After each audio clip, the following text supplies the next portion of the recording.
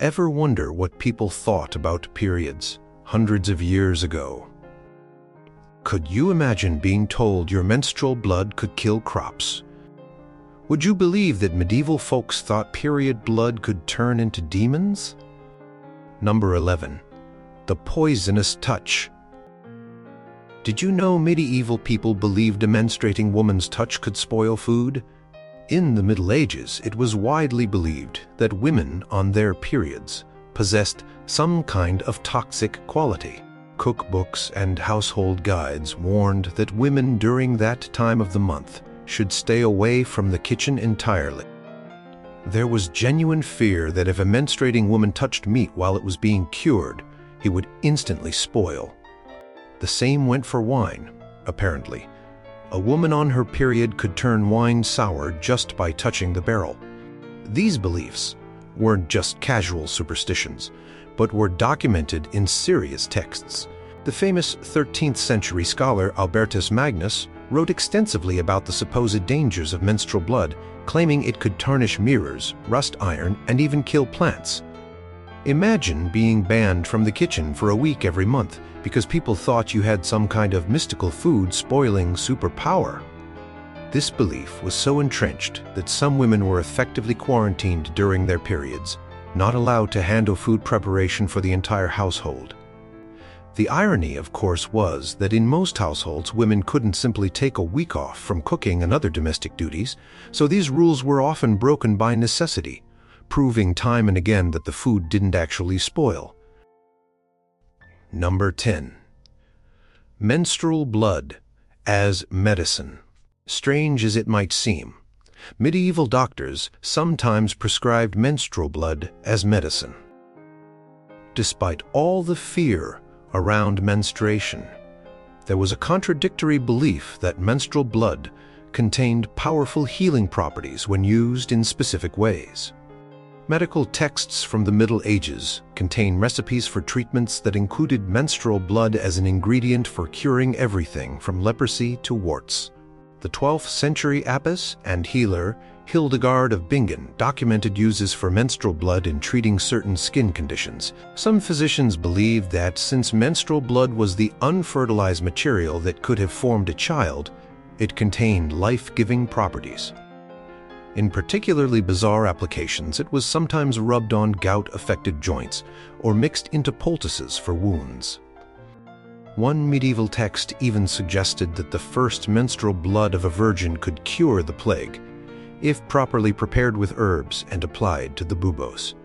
These medicinal uses existed alongside warnings about its dangerous properties, creating a complex and contradictory relationship with menstruation in medieval medical practice.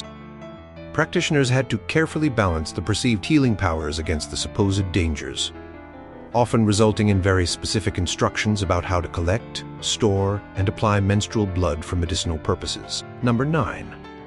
The power to tame beasts. Would you believe that medieval people thought menstrual blood could tame wild animals? One of the strangest beliefs about menstruation in the Middle Ages was that menstrual blood could be used to control fierce beasts. Various texts claimed that if menstrual blood was sprinkled in a field, it would drive away pests like mice and beetles. More dramatically, some believed that a cloth soaked in menstrual blood could be used to calm mad dogs or even wild bulls.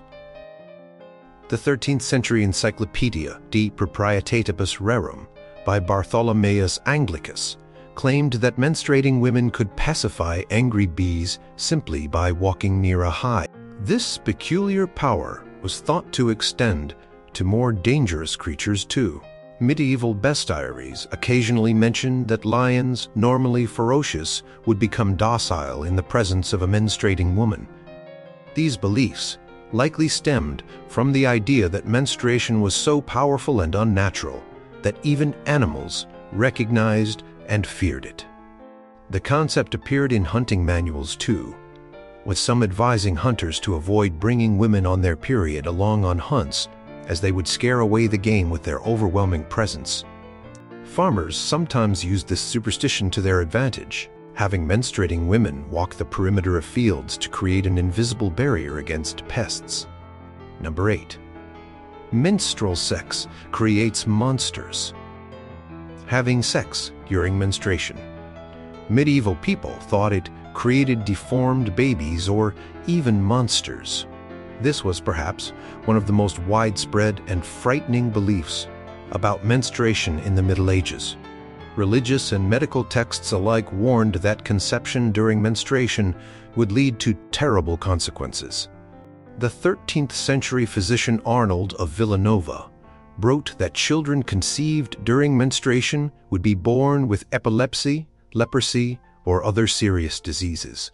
Some texts went even further, claiming such children would be born with physical deformities or mental deficiencies. The most extreme versions of this belief held that truly monstrous births, children with animal features or demonic aspects, could result from menstrual conception. This belief had biblical origins, drawing from Leviticus in the Old Testament, which prohibited sexual relations during menstruation. The Church reinforced these prohibitions, making it a sin to have sex during a woman's period. The penalties could be severe. Some penitential books prescribed fasting and prayer for up to 40 days as penance. These fears were so ingrained that they persisted well beyond the Middle Ages, with some rural communities maintaining these superstitions into the early 20th century. The belief effectively served as both a religious prohibition and an early form of birth control advice, though based entirely on superstition rather than science. Number 7. Menstrual blood and witchcraft. Did you know that menstrual blood was considered one of the most powerful ingredients in medieval witchcraft? As witch hunts intensified in the later Middle Ages, menstrual blood took center stage in accusations and confessions of dark magic. Witch hunters and demonologists specifically looked for evidence that accused witches had used menstrual blood in their spells. The infamous witch hunting manual, the Malleus Maleficarum, Hammer of Witches, published in 1486, specifically mentioned menstrual blood as a key component in love potions and curses. Some believed that witches collected their menstrual blood to use in rituals that would bind men to their will or cause impotence in enemies. There were accounts of women allegedly adding drops of menstrual blood to food or drink given to men they wished to control or seduce. During witch trials, confessions, usually extracted under torture, often included details about using menstrual blood to seal pacts with the devil. The association was so strong that simply possessing a cloth with menstrual blood could be considered evidence of witchcraft. In some jurisdictions, this connection between menstruation and witchcraft reinforced the idea that women's bodies harbored mysterious and potentially dangerous powers, furthering the marginalization and suspicion of women, especially those who lived alone or practiced healing arts. Number 6. The mirror staining myth. Ever heard that menstrual blood could permanently stain mirrors? This peculiar belief was widespread throughout medieval Europe, according to prominent scholars like Albertus Magnus and Pliny the Elder, whose ancient Roman writings remained influential throughout the Middle Ages. If a menstruating woman looked into a mirror, she would leave a bloody cloud or film on its surface that could not be removed.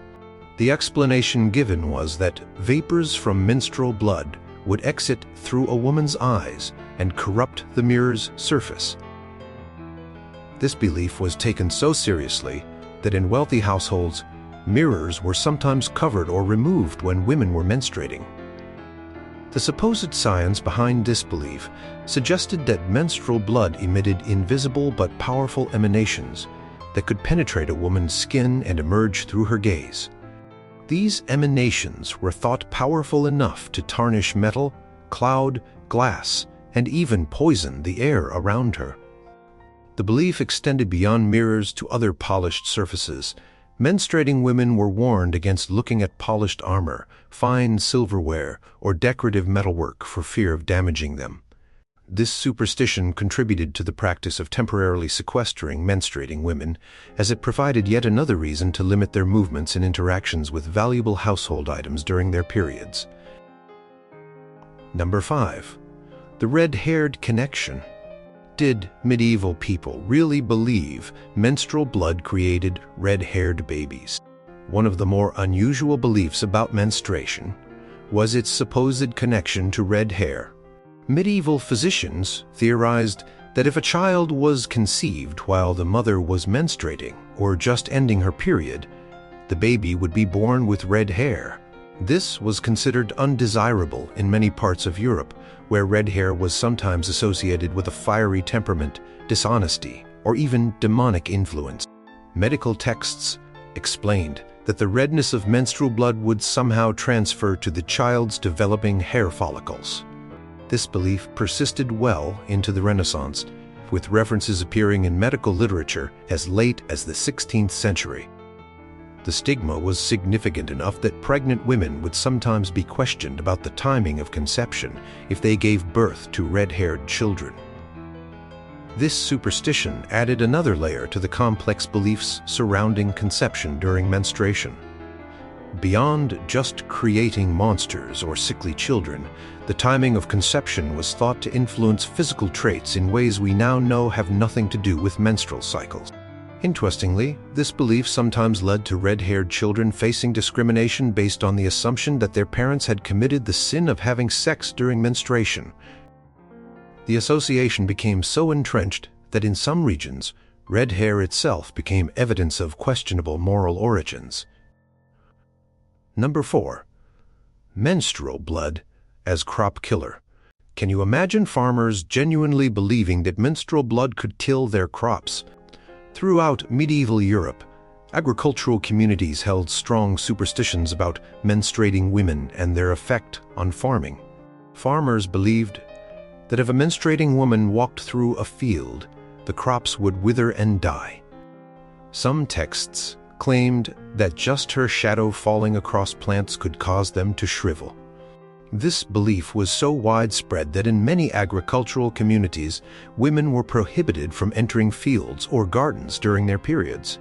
The famous 13th century philosopher Thomas Aquinas even referenced this belief, noting that menstruous women kill seeds by their gaze.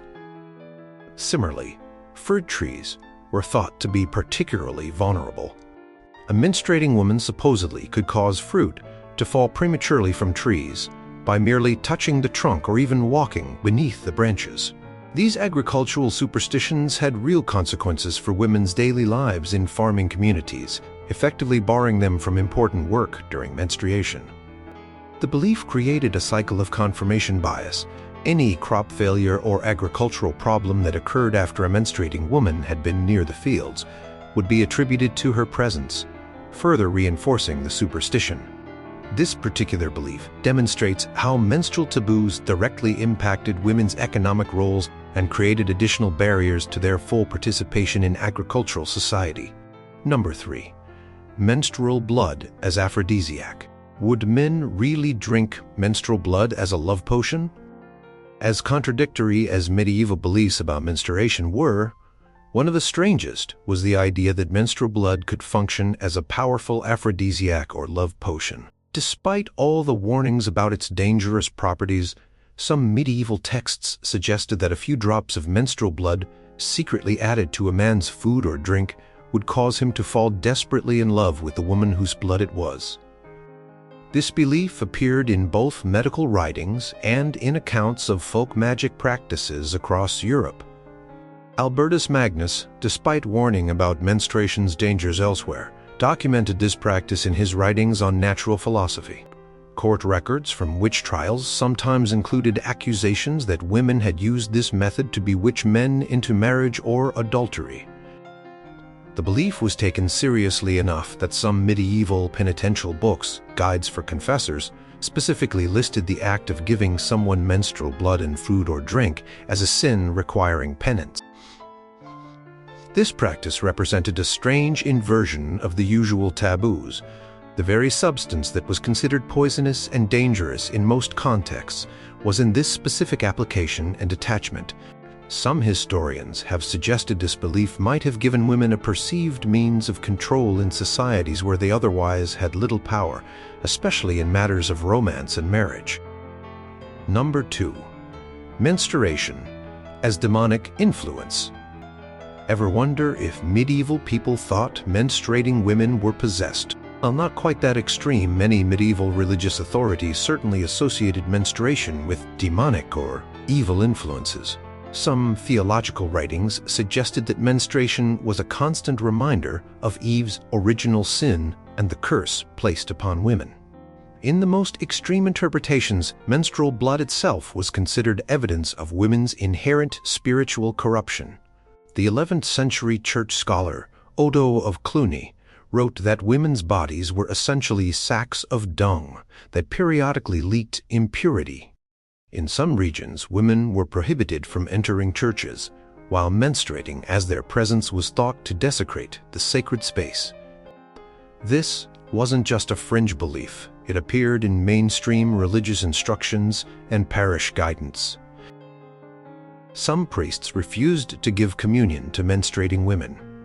Medieval nuns wrote about their periods as spiritual trials to be endured, seeing the blood as a manifestation of their flawed earthly vessels. The association between menstruation and evil became especially pronounced during the witch-hunting era, when menstrual blood was associated with devil worship. The intensity of these beliefs varied across Europe, with some regions developing more extreme taboos than others. This demonization of a natural bodily function created immense psychological burdens for women, who were taught to see their own bodies as sources of spiritual danger and impurity. Number 1. The cure for leprosy myth. Could you believe touching a menstruating woman was once thought to cure leprosy? In perhaps the strangest reversal of menstrual taboos, some medieval medical texts claimed that contact with a menstruating woman could actually cure leprosy. This belief stood in stark contrast to the more common idea that menstrual blood was dangerous and diseased. The 12th century medical text, known as the Trocula, which focused on women's medicine, included several references to menstrual blood being used to treat skin diseases, including the suggestion that direct application of menstrual blood to leprous sores could heal them.